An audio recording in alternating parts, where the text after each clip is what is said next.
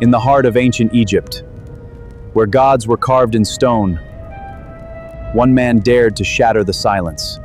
He turned his back on the ancient pantheon, erasing the gods of his ancestors to worship a single blinding light. But his revolution ignited a fire that would consume his own blood. Akhenaten. He wasn't just a pharaoh. To his followers, he was a prophet. His daughter, the princess who would become Tutankhamun's queen, saw the madness in her father's vision.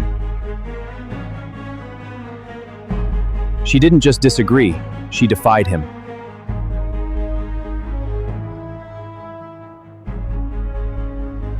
Her rebellion wasn't just a political act.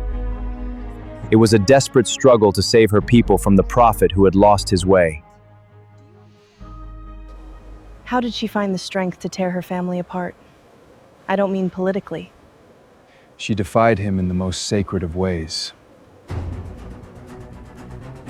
She broke into the forbidden chambers.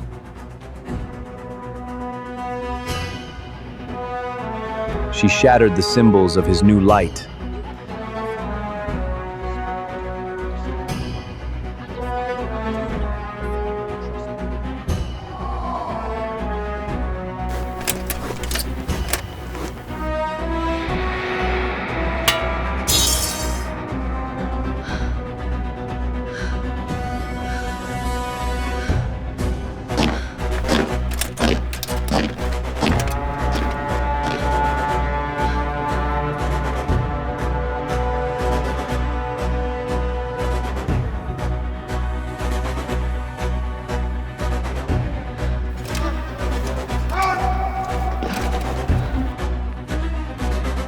That's why they hunted her, the soldiers. It wasn't just a mission, it was an execution. The high priest whispered to Akhenaten, "The princess is a poison. Cut it out, or the crown will rot." They hunted her like a beast. Akhenaten's daughter. Betrayed and murdered, the priests feared her return. They severed her right hand and hid it deep within the Valley of the Kings.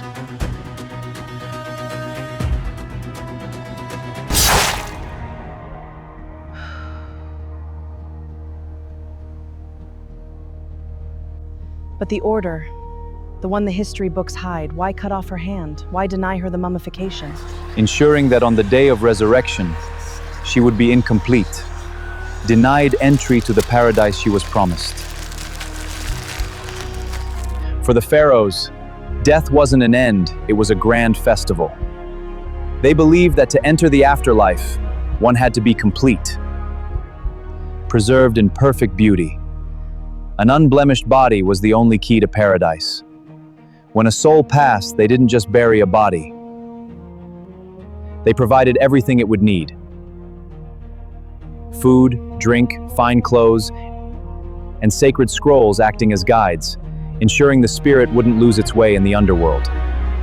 But the priests left a warning. Those who dared to touch the tomb or the body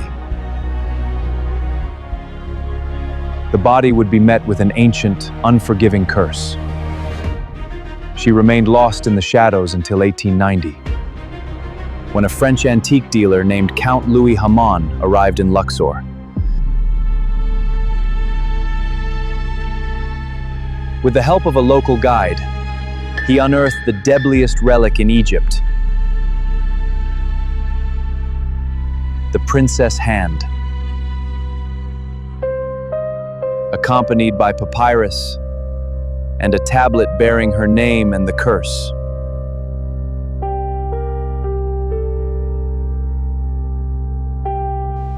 The Count took it to France.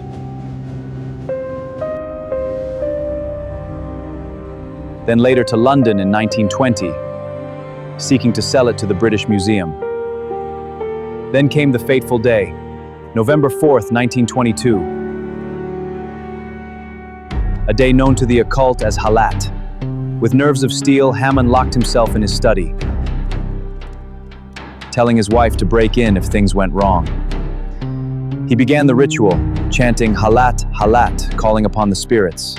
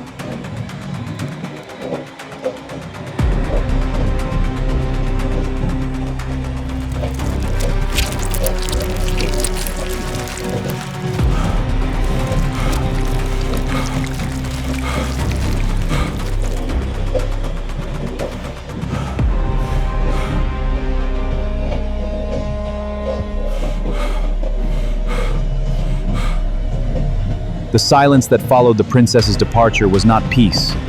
It was a warning. Haunted by the cursed reality of his encounter, he had to reach Lord Carnarvon and warn him, the man funding the search for Tutankhamun's tomb. He warned him of the curse, sharing the chilling tales he'd heard from the tomb guardians in Egypt.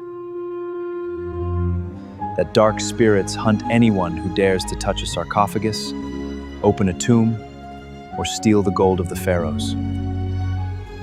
Lord Carnarvon was gripped by fear. He immediately sent a letter to his friend, Howard Carter, the archaeologist leading the excavation of Tutankhamun's tomb. But Carter? He didn't care for curses. He was a man of science. He had dug through the earth, lived in desolate caves, and walked through abandoned tombs for years. He dismissed it all as mere superstition. Then came February 22nd, 1923. Lord Carnarvon stepped into Tutankhamun's tomb, with Carter right behind him. That was the moment Carnarvon felt a sting, a strange, biting sensation.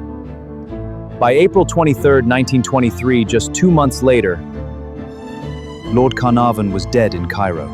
Carter, however, remained untouched. He lived on until he was 66, untouched by the shadows that claimed his partner. But the question remains, did the curse simply choose its target? I wish time had a pause button just to stay here, listening to you a little longer. So, Luxor is behind us. You've uncovered secrets that were meant to stay buried. Where to next, Deva? The path leads to Romania. Romania. I have full faith in your intuition, Deva. But be careful. The nights ahead, it will be a full moon. I understand. Thank you, Omar.